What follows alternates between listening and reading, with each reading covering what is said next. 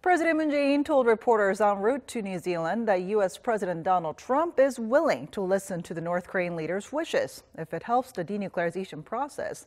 And this comes after Presidents Moon and Trump met over the weekend on the sidelines of the G20 summit in Argentina. Our presidential correspondent Shin Se-min starts us off.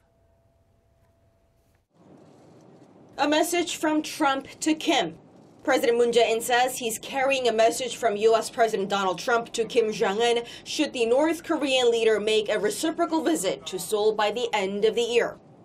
또 트럼프 대통령은 김정은 위원장이 연내 서울 답방할 경우에 김정은 위원장에게 그 메시지를 전해달라는 그런 당부를 저한테 하기도 했습니다. 그런 만큼 김정은 위원장과 함께 남은 이 합의를 다 마저 이행하기를 바라고 또 김정은 위원장이 바라는 바를 자기가 이루어주겠다 뭐 이런 메시지를 전해달라는 당부를 하기도 했습니다.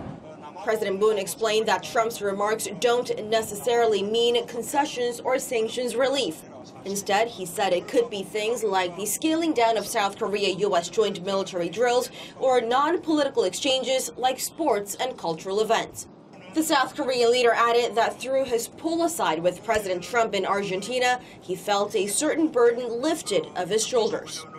어제 트럼프 대통령과의 그 회동을 통해서 한 가지 우려를 든 것은 혹시 북미 간의 뭐 2차 정상회담이라든지 또는 고위급 회담이 이루어지기 전에 남북 간에 먼저 또 이렇게 답방이 이루어지면 혹시라도 그런 것이 뭐 부담으로 작용하지 않을까 뭐 이런 염려가 없지 않았는데 어제 트럼프 대통령과 회동을 통해서 그런 이제 우려는 맡김이 사라졌다라는 말씀을 드릴 수 있겠습니다. President Moon said whether or not Kim Jong-un comes to Seoul completely depends on him, and they'll have to wait and see what happens. But if it goes ahead, the South Korean leader said it would be a truly historic moment. 김정은 위원장의 서울 답방이 이루어진다면 그 자체로서 이 세계에 이렇게 보내는 평화적인 어떤 메시지, 그다음에 또 비핵화에 대한 의지, 또 남북 관계 발전에 대한 의지 모든 것을 다 담고 있는 것이라고 봅니다.